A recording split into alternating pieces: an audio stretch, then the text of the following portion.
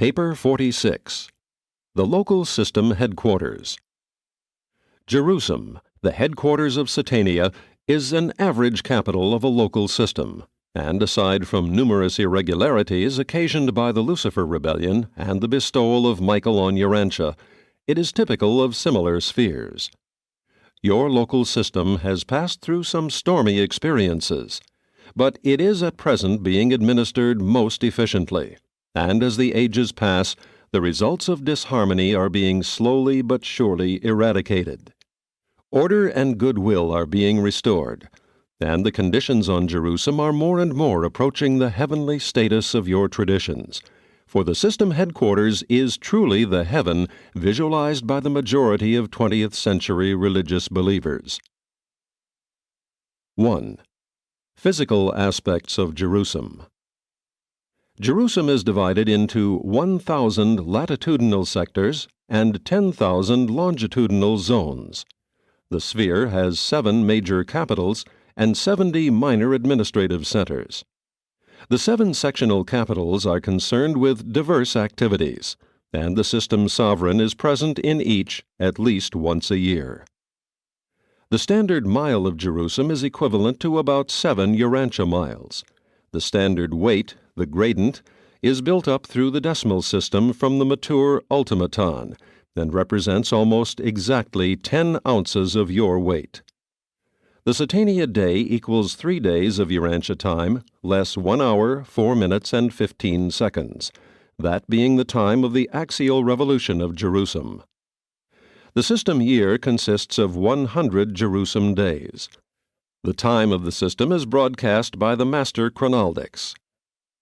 The energy of Jerusalem is superbly controlled and circulates about the sphere in the zone channels, which are directly fed from the energy charges of space and expertly administered by the master physical controllers. The natural resistance to the passage of these energies through the physical channels of conduction yields the heat required for the production of the equable temperature of Jerusalem. The full light temperature is maintained at about 70 degrees Fahrenheit, while during the period of light recession it falls to a little lower than 50 degrees. The lighting system of Jerusalem should not be so difficult for you to comprehend. There are no days and nights, no seasons of heat and cold. The power transformers maintain 100,000 centers from which rarefied energies are projected upward through the planetary atmosphere, undergoing certain changes until they reach the electric air ceiling of the sphere. Then these energies are reflected back and down as a gentle, sifting, and even light of about the intensity of Urantia sunlight when the sun is shining overhead at 10 o'clock in the morning. Under such conditions of lighting, the light rays do not seem to come from one place. They just sift out of the sky, emanating equally from all space directions. This light is very similar to natural sunlight, except that it contains very much less heat. Thus it will be recognized that such headquarters worlds are not luminous in space. If Jerusalem were very near Urantia, it would not be visible. The gases, which reflect this light energy from the Jerusalem upper ionosphere back to the ground, are very similar to those in the Urantia upper air belts, which are concerned with the auroral phenomena of your so-called northern lights, although these are produced by different causes. On Urantia, it is this same gas shield which prevents the escape of the terrestrial broadcast waves, reflecting them earthward when they strike this gas belt in their direct outward flight. In this way, broadcasts are held near the surface as they journey through the air around your world. This lighting of the sphere is uniformly maintained for 75% of the Jerusalem day, and then there is a gradual recession, until at the time of minimum illumination, the light is about that of your full moon on a clear night. This is the quiet hour for all Jerusalem. Only the broadcast receiving stations are in operation during this period of rest and rehabilitation. Jerusalem receives faint light from several nearby suns, a sort of brilliant starlight, but it is not dependent on them. Worlds like Jerusalem are not subject to the vicissitudes of sun disturbances. Neither are they confronted with the problem of a cooling or dying sun. The 7 transitional study worlds and their 49 satellites are heated, lighted, energized, and watered by the Jerusalem technique. 2. Physical features of Jerusalem. On Jerusalem you will miss the rugged mountain ranges of Urantia and other evolved worlds, since there are neither earthquakes nor rainfalls, but you will enjoy the beauteous highlands and other unique variations of topography and landscape. Enormous areas of Jerusalem are preserved in a natural state, and the grandeur of such districts is quite beyond the powers of human imagination.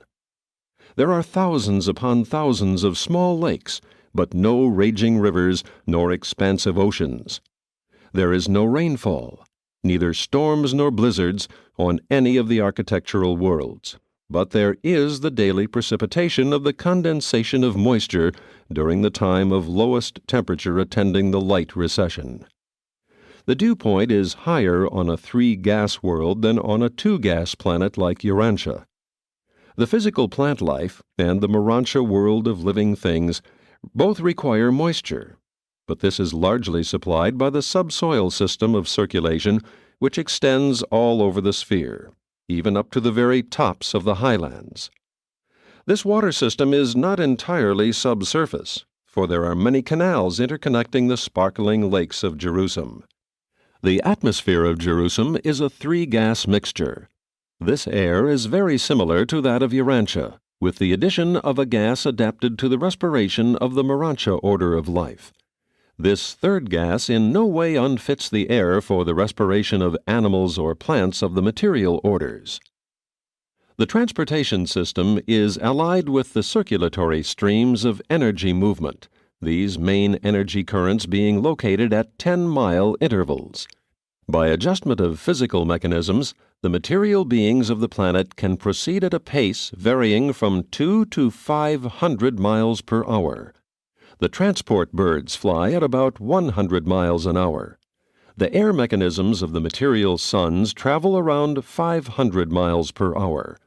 Material and early Urantia beings must utilize these mechanical means of transport, but spirit personalities proceed by liaison with the superior forces and spirit sources of energy. Jerusalem and its associated worlds are endowed with the 10 standard divisions of physical life characteristic of the architectural spheres of Nebadon. And since there is no organic evolution on Jerusalem, there are no conflicting forms of life, no struggle for existence, no survival of the fittest. Rather is there a creative adaptation which foreshadows the beauty, the harmony, and the perfection of the eternal worlds of the central and divine universe. And in all this creative perfection, there is the most amazing intermingling of physical and of Urantia life, artistically contrasted by the celestial artisans and their fellows. Jerusalem is indeed a foretaste of paradisiacal glory and grandeur. But you can never hope to gain an adequate idea of these glorious architectural worlds by any attempted description. There is so little that can be compared with aught on your world, and even then, the things of Jerusalem so transcend the things of Urantia that the comparison is almost grotesque. Until you actually arrive on Jerusalem, you can hardly entertain anything like a true concept of the heavenly worlds. But that is not so long a time in the future, when your coming experience on the system capital is compared with your sometime arrival on the more remote training spheres of the universe, the superuniverse, and of Havona. The manufacturing or laboratory sector of Jerusalem is an extensive domain, one which Urantians would hardly recognize, since it has no smoking chimneys. Nevertheless, there is an intricate material economy associated with these special worlds, and there is a perfection of mechanical technique and physical achievement which would astonish and even awe your most experienced chemists and inventors. Pause to consider that this first world of detention in the Paradise journey is far more material than spiritual. Throughout your stay on Jerusalem and its transition worlds, you are far nearer your earth life of material things than your later life of advancing spirit existence. Mount Seraph is the highest elevation on Jerusalem, almost 15,000 feet, and is the point of departure for all transport seraphim. Numerous mechanical developments are used in providing initial energy for escaping the planetary gravity and overcoming the air resistance. A seraphic transport departs every 3 seconds of Urantia time throughout the light period, and sometimes far into the recession. The transporters take off at about 25 standard miles per second of Urantia time and do not attain standard velocity until they are over 2,000 miles away from Jerusalem. Transports arrive on the crystal field, the so-called Sea of Glass. Around this area are the receiving stations for the various orders of beings who traverse space by seraphic transport. Near the polar crystal receiving station for student visitors, you may ascend the Pearly Observatory and view the immense relief map of the entire headquarters planet. 3. The Jerusalem Broadcasts. The Superuniverse and Paradise Havona broadcasts are received on Jerusalem in liaison with Salvington and by a technique involving the polar crystal, the Sea of Glass. In addition to provisions for the reception of these extra-Nebadon communications, there are 3 distinct groups of receiving stations. These separate but tricircular groups of stations are adjusted to the reception of broadcasts from the local worlds, from the constellation headquarters, and from the capital of the local universe. All these broadcasts are automatically displayed so as to be discernible by all types of beings present in the central broadcast amphitheater. Of all preoccupations for an ascendant mortal on Jerusalem, none is more engaging and engrossing than that of listening in on the never-ending stream of universe space reports. This Jerusalem broadcast receiving station is encircled by an enormous amphitheater, constructed of scintillating materials largely unknown on Urantia, and seating over 5 billion beings, material and Morantia, besides accommodating innumerable spirit personalities. It is the favorite diversion for all Jerusalem to spend their leisure at the broadcast station, there to learn of the welfare and state of the universe. And this is the only planetary activity which is not slowed down during the recession of light. At this broadcast receiving amphitheater, the Salvington messages are coming in continuously. Nearby, the Urantia Word of the Most High Constellation Fathers is received at least once a day. Periodically, the regular and special broadcasts of Uversa are relayed through Salvington, and when Paradise messages are in reception, the entire population is assembled around the Sea of Glass, and the Uversa friends add the reflectivity phenomena to the technique of the Paradise broadcast, so that everything heard becomes visible. And it is in this manner that continual foretastes of advancing beauty and grandeur are afforded the mortal survivors as they journey inward on the eternal adventure. The Jerusalem sending station is located at the opposite pole of the sphere. All broadcasts to the individual worlds are relayed from the system capitals except the Michael messages, which sometimes go direct to their destinations over the Archangel's circuit. 4. Residential and administrative areas. Considerable portions of Jerusalem are assigned as residential areas, while other portions of the system capital are given over to the necessary administrative functions involving the supervision of the affairs of 619 inhabited spheres, 56 transitional culture worlds, and the system capital itself. On Jerusalem and in Nebadon, these arrangements are designed as follows. 1. The circles, the non-native residential areas. 2. The squares, the system executive administrative areas. 3. The rectangles, the rendezvous of the lower native life. 4. the triangles, the local or Jerusalem administrative areas. This arrangement of the system activities into circles, squares, rectangles, and triangles is common to all the system capitals of Nebuchadnezzar. In another universe, an entirely different arrangement might prevail. These are matters determined by the diverse plans of the Creator's sons. Our narrative of these residential and administrative areas takes no account of the vast and beautiful estates of the material sons of God, the permanent citizens of Jerusalem.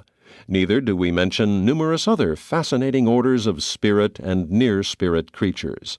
For example, Jerusalem enjoys the efficient services of the Sparanga of design for system function. These beings are devoted to spiritual ministry in behalf of the supermaterial residents and visitors. They are a wonderful group of intelligent and beautiful beings who are the transition servants of the higher Urantia creatures and of the Urantia helpers who labor for the upkeep and embellishment of all Urantia creations.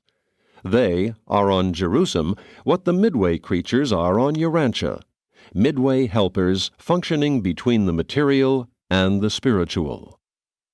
The system capitals are unique in that they are the only worlds which exhibit well-nigh perfectly all three phases of universe existence, the material, the Urantial, and the spiritual.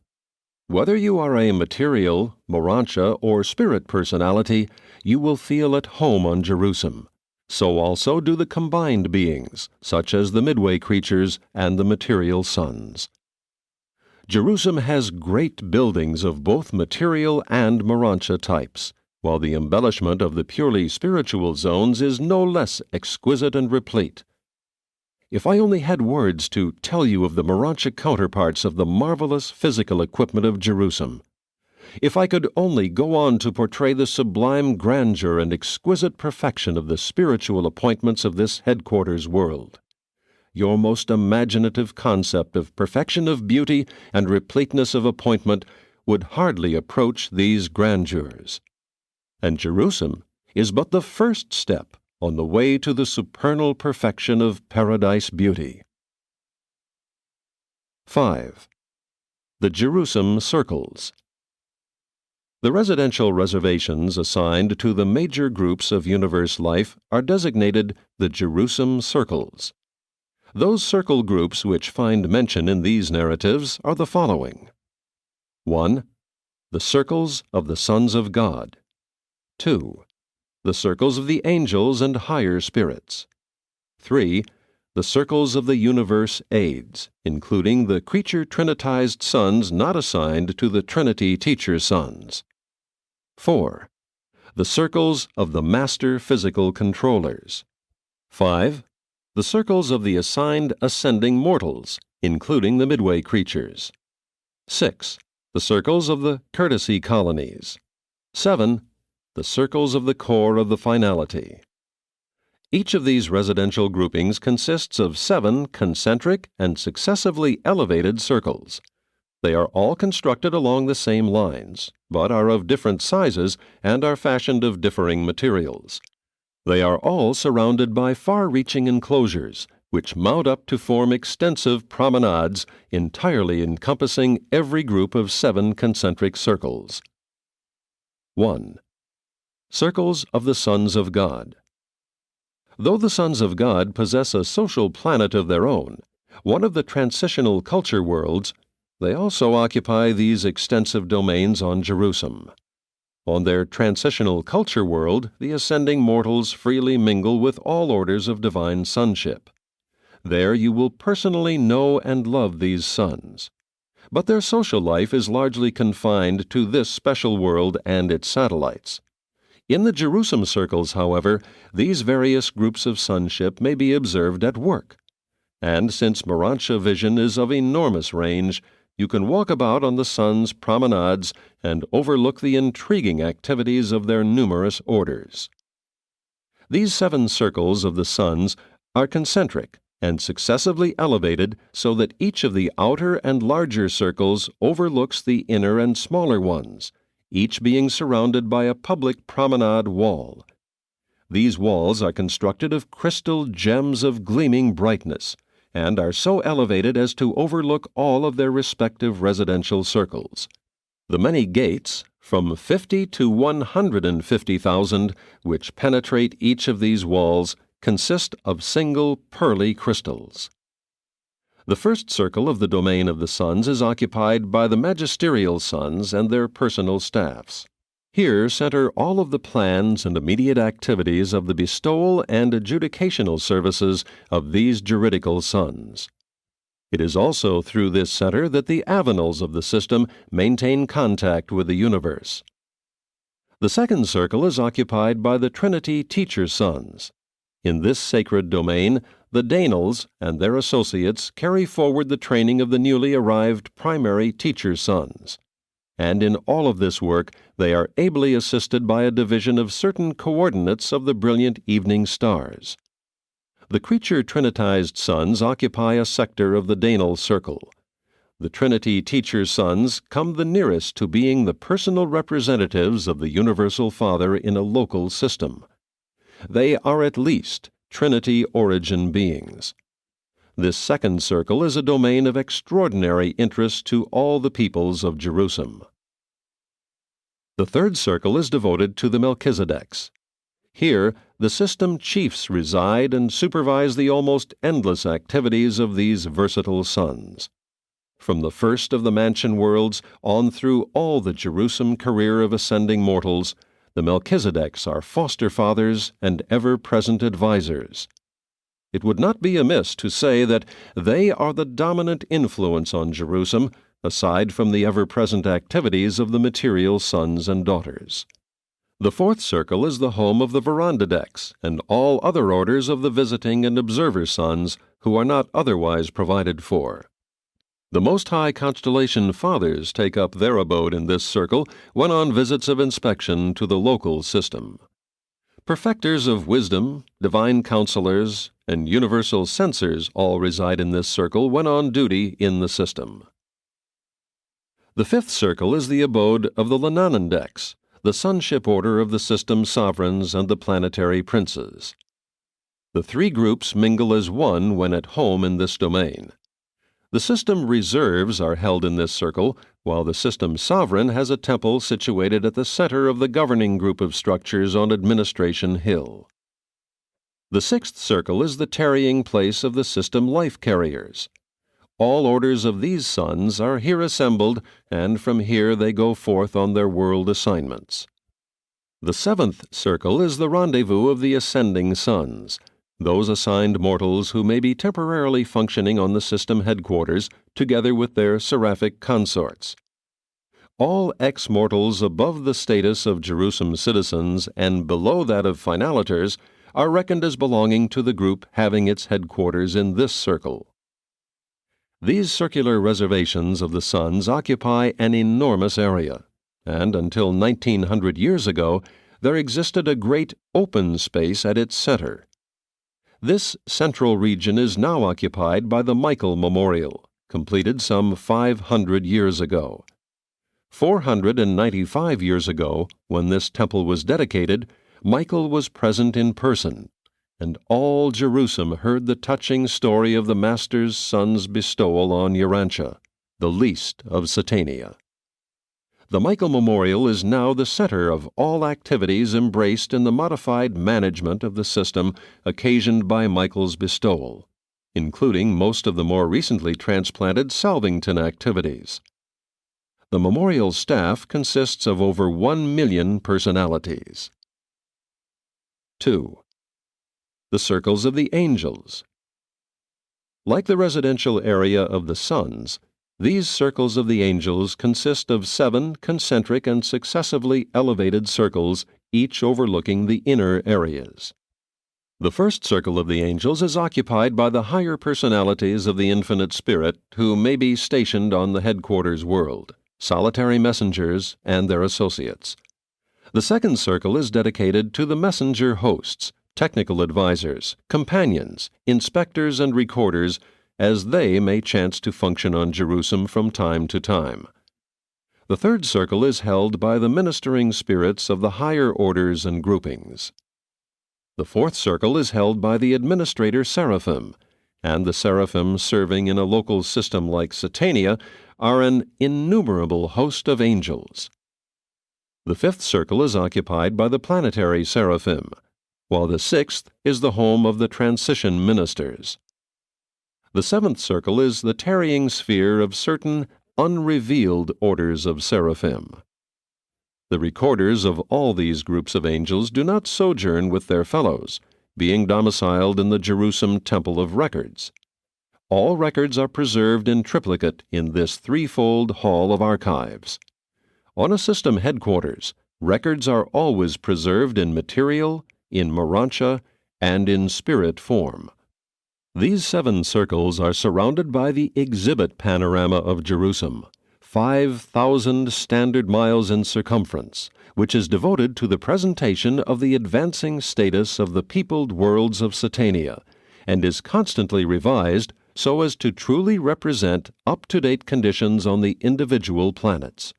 I doubt not that this vast promenade overlooking the circles of the angels will be the first sight of Jerusalem to claim your attention when you are permitted extended leisure on your earlier visits. These exhibits are in charge of the native life of Jerusalem, but they are assisted by the ascenders from the various Satania worlds who are tarrying on Jerusalem en route to Urantia. The portrayal of planetary conditions and world progress is effected by many methods, some known to you, but mostly by techniques unknown on Urantia. These exhibits occupy the outer edge of this vast wall. The remainder of the promenade is almost entirely open, being highly and magnificently embellished. 3. The circles of the universe aids have the headquarters of the evening stars situated in the enormous central space. Here is located the system headquarters of Urantia, the associate head of this powerful group of super angels, being the first commissioned of all the ascendant evening stars. This is one of the most magnificent of all the administrative sectors of Jerusalem, even though it is among the more recent constructions. This center is 50 miles in diameter. The Urantia headquarters is a monolithic cast crystal, wholly transparent. These material Urantia crystals are greatly appreciated by both Urantia and material beings. The created evening stars exert their influence all over Jerusalem, being possessed of such extra-personality attributes. The entire world has been rendered spiritually fragrant since so many of their activities were transferred here from Salvington. 4. The circles of the Master Physical Controllers. The various orders of the Master Physical Controllers are concentrically arranged around the vast Temple of Power, wherein presides the Power Chief of the system in association with the Chief of the Urantia Power Supervisors. This Temple of Power is one of 2 sectors on Jerusalem where ascending mortals and midway creatures are not permitted. The other one is the dematerializing sector in the area of the material suns, a series of laboratories wherein the transport seraphim transform material beings into a state quite like that of the Urantia order of existence. 5. The circles of the ascending mortals. The central area of the circles of the ascending mortals is occupied by a group of 619 planetary memorials representative of the inhabited worlds of the system, and these structures periodically undergo extensive changes. It is the privilege of the mortals from each world to agree, from time to time, upon certain of the alterations or additions to their planetary memorials. Many changes are even now being made in the Urantia structures. The center of these 619 temples is occupied by a working model of Urantia and its many worlds of ascendant culture. This model is 40 miles in diameter and is an actual reproduction of the Urantia system, true to the original in every detail. Ascenders enjoy their Jerusalem services and take pleasure in observing the techniques of other groups. Everything done in these various circles is open to the full observation of all Jerusalem. The activities of such a world are of 3 distinct varieties: work, progress, and play. Stated otherwise, they are service, study, and relaxation. The composite activities consist of social intercourse, group entertainment, and divine worship. There is great educational value in mingling with diverse groups of personalities, orders very different from one's own fellows. 6. The circles of the courtesy colonies. The 7 circles of the courtesy colonies are graced by 3 enormous structures: the vast astronomic observatory of Jerusalem, the gigantic art gallery of Satania, and the immense assembly hall of the reversion directors, the theater of Urantia activities devoted to rest and recreation.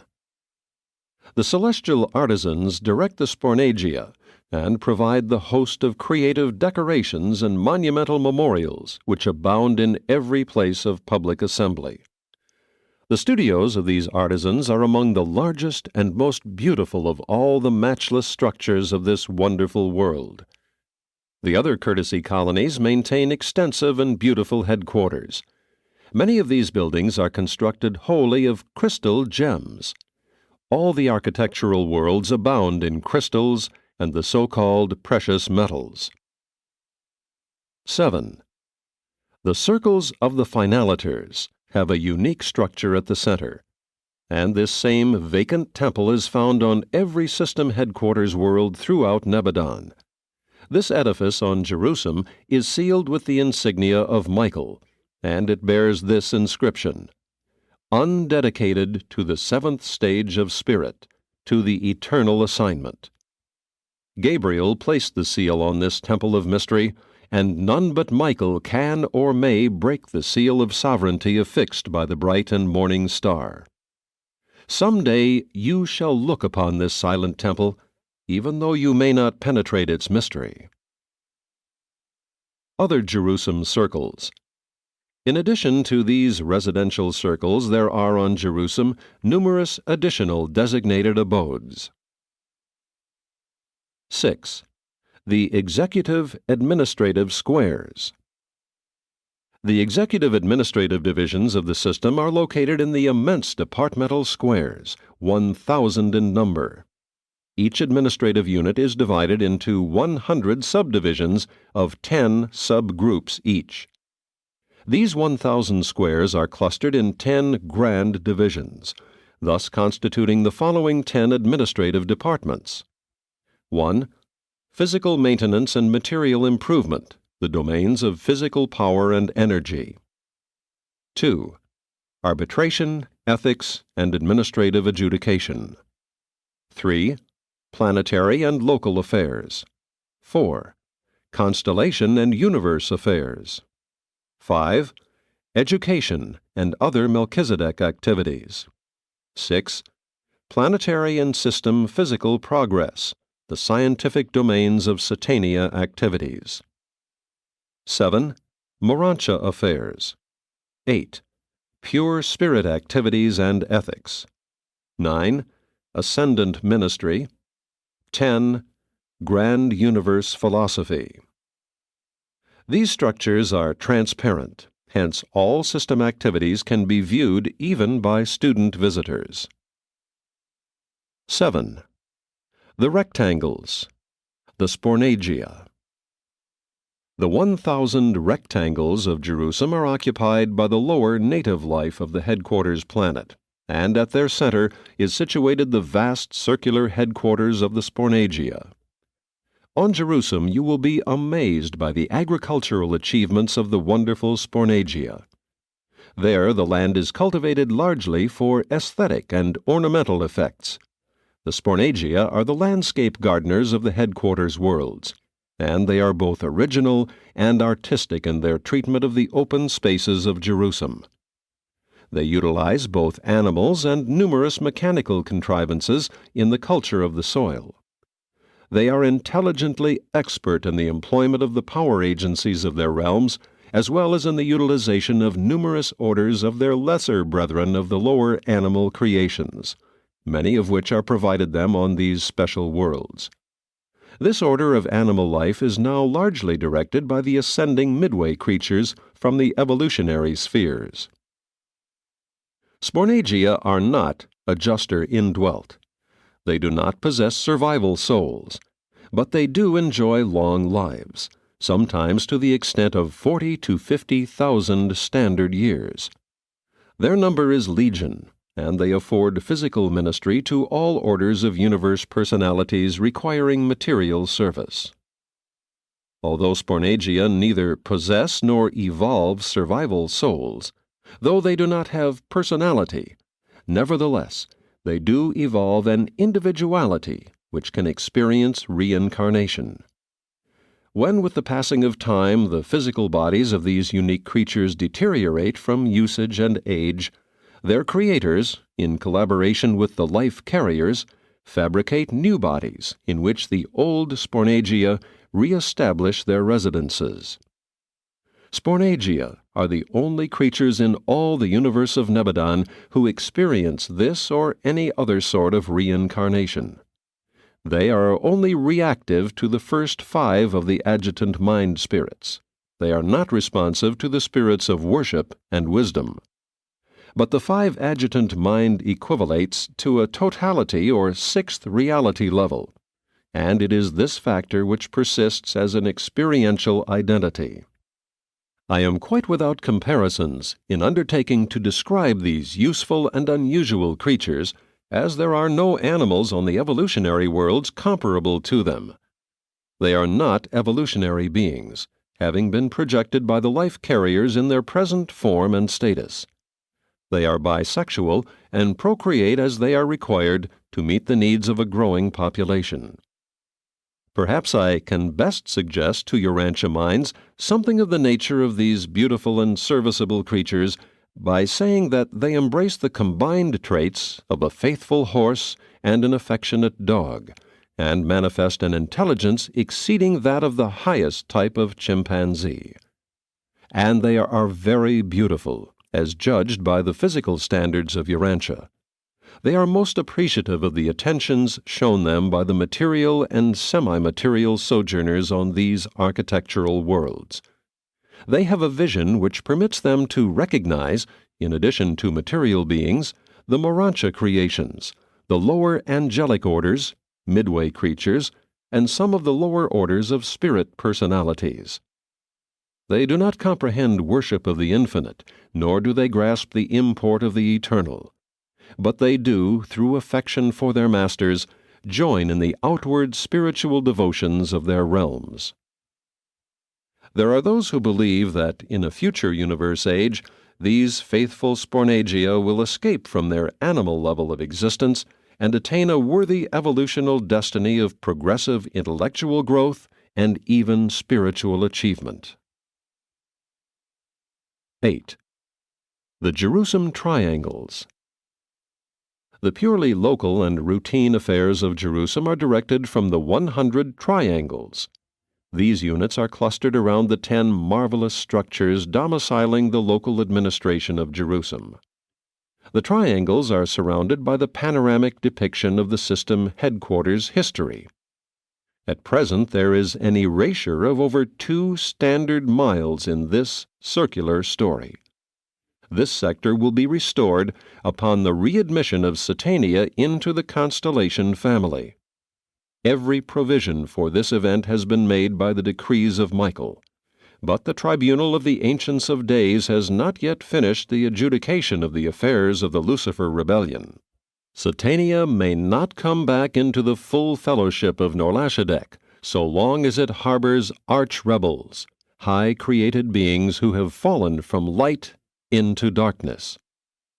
When Satania can return to the constellation fold, then will come up for consideration the readmission of the isolated worlds into the system family of inhabited planets, accompanied by their restoration to the spiritual communion of the realms.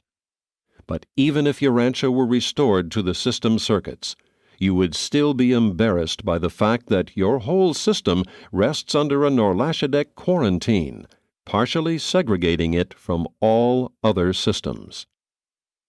But ere long the adjudication of Lucifer and his associates will restore the Satania system to the Norlashadek constellation, and subsequently Urantia, and the other isolated spheres will be restored to the Satania circuits, and again will such worlds enjoy the privileges of interplanetary communication and inter-system communion. There will come an end for rebels and rebellion. The supreme rulers are merciful and patient, but the law of deliberately nourished evil is universally and unerringly executed. The wages of sin is death, eternal obliteration. Presented by an Archangel of Nebadon.